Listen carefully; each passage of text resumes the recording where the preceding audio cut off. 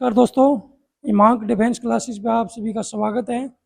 आज जो हरियाणा जी की जो सीरीज चल रही है उसको आगे बढ़ाते हुए आज हम देखेंगे हरियाणा का मंत्रिमंडल। काफ़ी इम्पोर्टेंट है और यहाँ से जो क्वेश्चन निकलने की जो संभावना है वो ज़्यादा रहती है। एक क्वेश्चन डायरेक्ट इनडायरेक्ट रूप से आपसे पूछ लिया जाएगा यहाँ से। ठीक है, चलो अभी इसको शुरू करते हैं। जो हरियाणा का मंत्रिमंडल है इसमें आपको पता ही होगा हरियाणा का जो मुख्यमंत्री है वो श्री नायब सैनी जी हैं। ठीक है, नायब सैनी जी। और इनको इनके पास पोर्टफोलियो ये जो भी मंत्रालय हैं, गृह मंत्रालय इनके पास, वित्त मंत्रालय है, प्लानिंग है, आबकारी है, टाउन एंड कंट्री प्लानिंग है, सूचना एवं जनसंपर्क है, सामान्य प्रशासन है, हाउसिंग फॉर ऑल है, सीआईडी है, लॉ एंड लेजिस्लेटिव है, पर्सनल एवं ट्रेनिंग विभाग है। ये सारे के सारे विभाग मुख्यमंत्री श्री नायब सैनी जी के पास हैं। और आपसे ये भी पूछ सकते हैं इनडायरेक्ट रूप से कि हरियाणा का जो बजट है वो किसने पेश किया, तो आपको पता ही होगा। यदि वित्त मंत्री मुख्यमंत्री जी हैं तो वही करेंगे, तो आपको थोड़ा फंसाने के लिए इस तरह का क्वेश्चन पूछ सकते हैं, ये आपको याद रखना है। और आपको पता होगा श्री नायब सैनी जी कहाँ से एमएलए बने थे? लाडवा से एमएलए बने हैं। इसके बाद में अनिल विज ऊर्जा, परिवहन एवं श्रम, ये मंत्रालय इनके पास हैं। 3 मंत्रालय हैं, ऊर्जा, एनर्जी, ट्रांसपोर्ट और लेबर, ये डिपार्टमेंट अनिल विज जी के पास हैं। और अम्बाला कैंट से ये विधायक चुने गए हैं, ये आपको पता होना चाहिए। इसके बाद कृष्ण लाल पंवार, ये इनको कौन सा मंत्रालय मिला है? विकास एवं पंचायत खनन मंत्रालय। ठीक है, ये आपको याद रखना है। एक तो पंचायती राज, दूसरा माइनिंग, ये दोनों के दोनों किसके मिले हैं? कृष्णलाल पंवार जी को। और ये इसराना जो पानीपत में पड़ता है वहां से विधायक चुने गए हैं। इसके बाद में बात करते हैं राव नरवीर सिंह की। राव नरवीर सिंह को उद्योग, इंडस्ट्री, पर्यावरण, environment, one, forest and wild life, विदेशी यानी फॉरेन कॉरपोरेशन, सैनिक यानी मिलिट्री और पैरामिलिट्री कल्याण यानी वेलफेयर का जो विभाग है वो राव नरवीर जी को दिया गया है। और ये गुड़गांव की बादशाहपुर विधानसभा से विधायक चुनकर आए हैं। इसके बाद में हमारे को ध्यान देना है महिपाल ढांडा, इसको कौन सा विभाग मिला है? स्कूल और उच्च शिक्षा। ठीक है, संसदीय कार्य विभाग, ये जो मंत्रालय हैं ये दिए गए हैं महिपाल ढांडा जी को। और आपको पता होगा ये पानीपत के जो ग्रामीण विधानसभा सीट है वहां से विधायक चुनकर आए हैं। इसके बाद में हम बात करते हैं विपुल गोयल जी की। जो विपुल गोयल हैं ये राजस्व, आपदा प्रबंधन, शहरी स्थानीय निकाय मंत्री हैं। और इनके पास सिविल एविएशन का जो डिपार्टमेंट है वो भी इन्हीं के पास है। ठीक है, इसको आपको याद रखना है। ये फरीदाबाद से चुन के आए हैं विपुल गोयल जी। इसके बाद डॉक्टर अरविंद शर्मा, ये सहकारिता यानी कोऑपरेटिव और जेल, इलेक्शन, पर्यटन विभाग, ये सारे के सारे विभाग किसको दिए गए हैं? डॉक्टर अरविंद शर्मा को। आपको पता होगा ये गुहाना की जो विधानसभा है वहाँ से लोकसभा वो विधानसभा में चुनकर आए हैं। इसके बारे में आपको पता होना चाहिए। और ये इससे पहले रोहतक लोकसभा से सांसद थे। इसके बाद में बात करते हैं श्याम सिंह राणा को कृषि, पशुपालन एवं मछली पालन विभाग दिए गए हैं। और आपको पता होगा जो श्याम सिंह राणा है रादौर से विधानसभा में चुनकर आए हैं, रादौर। इसके बाद रणवीर गंगवा को जन स्वास्थ्य एवं पीडब्ल्यूडी विभाग दिए गए हैं। आपको पता है रणवीर सिंह गंगवा है वो बरवाड़ा से चुनाव जीत कर आए हैं, बरवाड़ा विधानसभा से। इसके बाद में बात करते हैं कृष्ण बेदी जी की। ये सामाजिक न्याय एवं अधिकारिता मंत्री हैं। आर्टिकल्चर एंड विभाग भी इनको दिया गया है। हॉस्पिटलिटी और आर्टिकल्चर विभाग इसको दिया गया है कृष्ण बेदी जी को। और ये नरवाना की विधानसभा से जीत कर पहुंचे हैं। इसके बाद बात करते हैं श्रुति चौधरी जी। ये महिला एवं बाल विकास मंत्री हैं और इनको सिंचाई विभाग भी दिया गया है। और ये भिवानी की जो तोशाम सीट है वहाँ से विधानसभा में चुनकर आए हैं। इसके बाद में बात करते हैं आरती राव। आरती राव जो राव इंद्रजीत हैं उनकी बेटी हैं, ठीक है। इनके पास स्वास्थ्य, चिकित्सा, शोध और आयुष विभाग के जो मंत्रालय हैं इनके पास हैं और ये अटेली विधानसभा से चुनकर आई हैं। इसके बाद में हम बात करते हैं राजेश नागर की। इनके पास खाद्य एवं आपूर्ति विभाग है। इनके पास प्रिंटिंग जो प्रेस है उसका विभाग दिया गया है और ये तिगांव विधानसभा सीट से चुनकर आए हैं। इसके बाद में बात करते हैं गौरव गौतम। इनके पास ये राज्य मंत्री हैं। इनके पास खेल मंत्रालय दिया गया है। आपको ये पता होना चाहिए। इसके बारे में आपको बता देता हूँ, सबसे उम्र दराज जो मंत्री हैं आपके श्याम सिंह राणा हैं और ये 76 वर्ष की आयु है। ये और सबसे युवा जो मंत्री बने हैं वो गौरव गौतम बने हैं और खेल मंत्रालय इनके पास है और ये पलवल से चुनकर आए हैं। ये आपको पता रहना चाहिए। इसके बाद में हम बात करते हैं 15वीं विधानसभा। दोस्तों आपको पता है अक्टूबर 2024 में विधानसभा के चुनाव हुए थे और इन चुनाव में भारतीय जनता पार्टी पूर्ण बहुमत से सरकार बनाई है। ऐसे में हमारे को पता होना चाहिए इसमें क्या क्या गठन हुआ है। सबसे पहले तो आपको यह पता होना चाहिए 2024 में जो विधानसभा चुनाव हुए थे वो कौन से नंबर की विधानसभा थी। ये 15वीं विधानसभा थी। दोस्तों आपको पता होगा हरियाणा 1 नवंबर 1966 को अलग राज्य के रूप में अस्तित्व में आया था। 1967 में पहले चुनाव हुए थे, ये आपको पता रहना चाहिए। चुनाव 5 अक्टूबर 2024 को हुए थे और 8 अक्टूबर 2024 को इसके परिणाम आए हैं। और इस परिणाम में आपको बता देता हूँ भाजपा 48 सीट के साथ जो 39.94% वोट प्राप्त हुए पूर्ण बहुमत से सरकार में आई है। और जो भारतीय जनता पार्टी है लगातार तीसरी बार सरकार बनाई है। इसके बाद सेकंड नंबर पे कांग्रेस है। कांग्रेस को 37 एमएलए मिले हैं। 37 विधानसभा एमएलए जीतकर पहुंचे हैं और इनके पास जो वोट है 39.09% वोट इनको मिला है। अगर वोट की बात करेंगे ना सिर्फ 0.90% वोट ज्यादा मिला है, लेकिन जो विधानसभा की जो सीटें हैं वो कितनी ज्यादा 11 सीटें ज्यादा मिली हैं।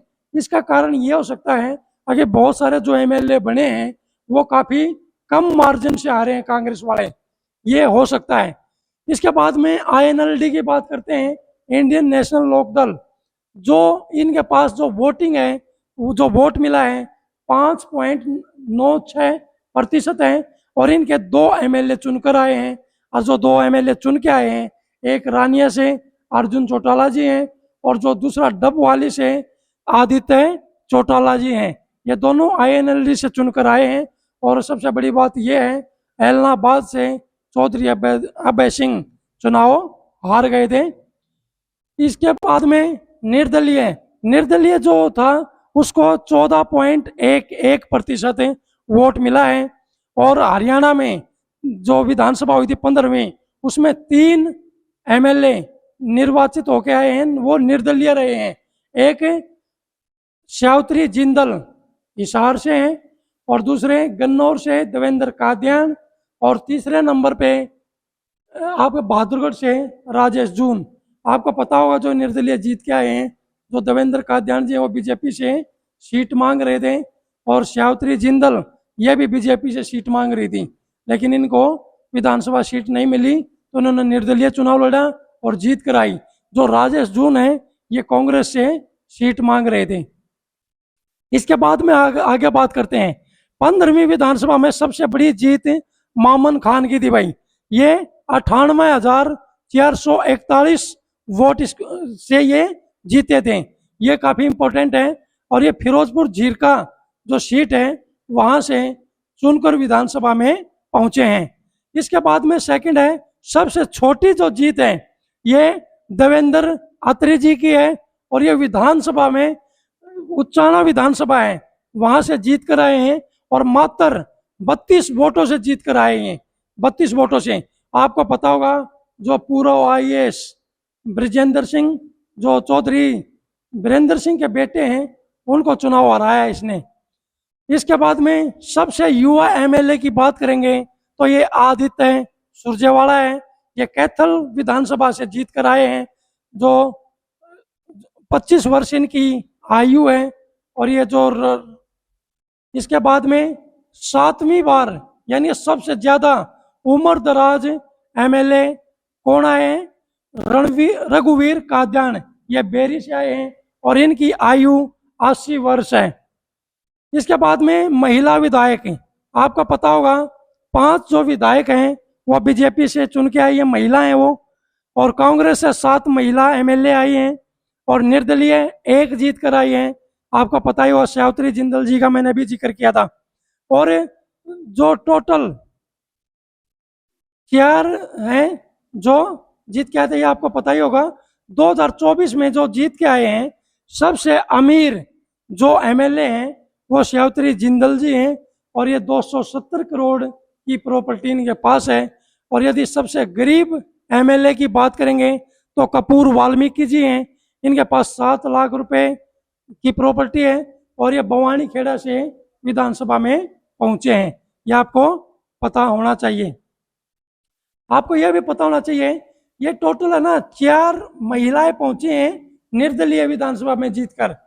ठीक है, सबसे पहले पहुंची थी बल्लभगढ़ से शारदा रानी 1982 में, ये आपको पता होना चाहिए। इसके बाद झज्जर से कुमारी मेधवी 1987 की विधानसभा में। तीसरी बावल से शकुंतला पहुंची थी 2005 में। और 2024 में सावित्री जिंदल जी पहुंची हैं, कौन सी बार? चौथी लेडीज हैं जो निर्दलीय विधानसभा चुनाव जीत के विधानसभा पहुंची हैं। इसके बाद में हम बात करते हैं 18वीं लोकसभा। आपको पता है दोस्तों, अक्टूबर में विधानसभा चुनाव हुए थे और मई में आपके लोकसभा चुनाव हुए, ऐसा ये पता होना चाहिए। और जो विधानसभा तो 15वीं थी, ये याद रखना है, लेकिन लोकसभा 18वीं थी। आपको मैं बता देता हूँ 1967 में जब हरियाणा अलग राज्य के रूप में अस्तित्व में आया था 1966 में, तो 1967 में पहली बार इलेक्शन हुए थे। इलेक्शन में 9 लोकसभा की सीटें थी और आपका पता होगा 1970 में लोकसभा की 10 सीटें हो गई। अभी परिसीमन आयोग बैठा हुआ है, इसमें 2026 तक जो हरियाणा की लोकसभा की सीटें हैं वो लगभग 14 प्रस्तावित हैं और ये 2029 के जब इलेक्शन होंगे उसमें ये देखने को मिलेगा। इसमें 18वीं जो लोकसभा है, इसमें कुल जो प्रत्याशी थे हरियाणा से वो 223 थे भाई, क्योंकि आपको पता 10 लोकसभा सीट है, चुनकर तो 10 ही जाएंगे, लेकिन फार्म भरा था 223 लोगों ने। इसके बाद में जो नोटा को वोट मिले हैं हरियाणा में 43,026 मिले हैं, 43,026। नोटा का मतलब ये होता है दोस्तों, जो कैंडिडेट जिस पार्टी ने या निर्दलीय खड़ा है वो जो जनता है उनमें से किसी को भी पसंद नहीं कर रही है, नन ऑफ द एबो, यानी कि किसी को भी पसंद नहीं कर रही है, तो इसमें वो नोटा का ऑप्शन दिया गया था भारतीय निर्वाचन आयोग के द्वारा। और इसमें हरियाणा में 43,026 वोट नोटा पे पड़ी हैं और सबसे ज़्यादा जो नोटा पे वोट पड़ी हैं वो फरीदाबाद लोकसभा में थी और सबसे कम रोहतक व सोनीपत में थी। ये आपको पता होना चाहिए। जो फरीदाबाद में 6,754 वोट, रोहतक और सोनीपत में 2,320 वोट, ये आपको पता होना चाहिए। लेकिन अगर हम भारत की बात करेंगे तो सबसे ज़्यादा जो नोटा पे वोट पड़ी वो इंदौर मध्य प्रदेश का एक शहर है और आपको पता होगा पिछले कई सालों से ये हिंदुस्तान का सबसे स्वच्छ शहर और पहला हिंदुस्तान का ऐसा शहर है जिसने भिक्षावृत्ति को समाप्त किया है। इंदौर में सबसे ज़्यादा जागरूक लोग मिले हैं जिन्होंने नोटा को वोट किया है। जो कैंडिडेट खड़े किए थे उनमें से किसी को भी पसंद नहीं किया है। उन्होंने 2,18,674 वोट पड़े हैं। ठीक है, ये आपको ध्यान रखना है। इसके बाद में सबसे कम पढ़ा लिखा जो मेंबर ऑफ पार्लियामेंट बने हैं हरियाणा से वो जयप्रकाश जी हैं हिसार लोकसभा से। इसके बाद में जो एमबीए किया है जिस सांसद ने, आपको पता होगा दीपेंद्र हैं, दीपेंद्र हुड्डा रोहतक से, नवीन जिंदल कुरुक्षेत्र से, इन्होंने एमबीए की डिग्री की है। इसके बाद में हम बात कर लेते हैं सर्वाधिक बार जो एमपी बनी है, शैलजा बनी है महिलाओं में, और देश की युवा महिला एमपी, यानी देश की सबसे युवा कम उम्र की महिला एमपी बनी है प्रिया सरोज, मछली शहर से। ये उत्तर प्रदेश में पड़ता है मछली शहर। और सबसे युवा जो सांसद बना है वो पुष्पेंद्र सरोज बना है, ये कौशाम्बी से है, ये भी उत्तर प्रदेश में है। हरियाणा के 3 सांसद जिसको मंत्रिमंडल में जगह मिली है, उसमें सबसे पहले आते हैं पूर्व मुख्यमंत्री मनोहर लाल खट्टर जी, इनको केंद्र में ऊर्जा एवं शहरी विकास मंत्रालय दिया गया है। दूसरे नंबर पे आते हैं राव इंद्रजीत, इनको स्टैटिक्स जो डिपार्टमेंट वो दिया गया है, इनके पास स्वतंत्र प्रभार है। इसके बाद है कृष्ण पाल गुर्जर, ये सहकारिता मंत्री हैं, यानी ये कोऑपरेटिव मिनिस्टर। ठीक है, ये आपको याद रखना है। सर्वाधिक प्रवासी जो वोटर हैं, यानी कि जो बाहर से आके बसे हुए हैं और वो वोटर हैं वहाँ पे, वो फरीदाबाद में है। लगभग 7 लाख प्रवासी वोटर हैं यहाँ पे। देखो दोस्तों, जो मनोहर लाल खट्टर हैं ये पहली बार लोकसभा में पहुंचे हैं। राव इंद्रजीत जी हैं, ये लगातार तो 5वीं बार पहुंचे हैं, वैसे 6 बार के सांसद हैं ये गुरुग्राम से। कृष्णपाल जो गुर्जर हैं ये 3री बार लगातार यहाँ से लोकसभा में चुनकर आए हैं। जो वाटरमैन किस एमपी को कहा जाता है? चौधरी धर्मवीर को, और ये भिवानी महेंद्रगढ़ लोकसभा से जीत कर आए हैं। और ये हरियाणा की क्षेत्रफल की दृष्टि से सबसे बड़ी लोकसभा सीट है भिवानी महेंद्रगढ़। देखो ये बड़ी होगी। अगर छोटी की बात करें, छोटी कौन सी है? सबसे छोटी है सोनीपत की, जहां से सतपाल ब्रह्मचारी जी मेंबर ऑफ पार्लियामेंट हैं या लोकसभा में चुन के गए हैं, ये कांग्रेस के सांसद हैं। इसके बाद में सर्वाधिक बड़ी जीत है जो, वो दीपेंद्र हुड्डा को मिली है रोहतक झज्जर लोकसभा से। 3,45,000 वोटों से जीता है ये। और सबसे जो कम वोटों से जीता है सतपाल ब्रह्मचारी सोनीपत से, वो मात्र 21,816 वोटों से जीता है। इसके बाद में हम बात करते हैं 1999 में एक बार ऐसा हुआ जो 2 एमपी बनी थी हरियाणा से, महिला एमपी। वो हुआ था 1999 में, कैलाशो सैनी कुरुक्षेत्र से बनी थी, और सुधा यादव गुरुग्राम से एमपी बनकर लोकसभा में पहुंची थी। इसके बाद में मैंने प्री सिमन के बारे में आपको बता ही दिया। ठीक है, इसके बाद में बात करते हैं हरियाणा लोकसभा की पहली महिला सांसद श्रीमती चंद्रावती थी सॉरी। जो आरक्षित सीट है अभी वर्तमान में वो सिरसा और अम्बाला है। आपको एक बात और बता देता हूँ, जब से प्री सिमन हुआ है, जब से हरियाणा राज्य बना है, अम्बाला ऐसी लोकसभा है जो परिवर्तित नहीं की गई है। और आपको बता देता हूँ हरियाणा की सबसे पुरानी लोकसभा भी यही है, अम्बाला। पहले इसका नाम अम्बाला शिमला लोकसभा कहा जाता था। तो दोस्तों आज के लिए इतना ही है। करंट अफेयर से जुड़ा हुआ इशू है, ये आपको अच्छे से ध्यान रखना है। यहाँ से क्वेश्चन 1 या 2 पक्का निकलेगा। ठीक है, और तब मिलते हैं अगली वीडियो में।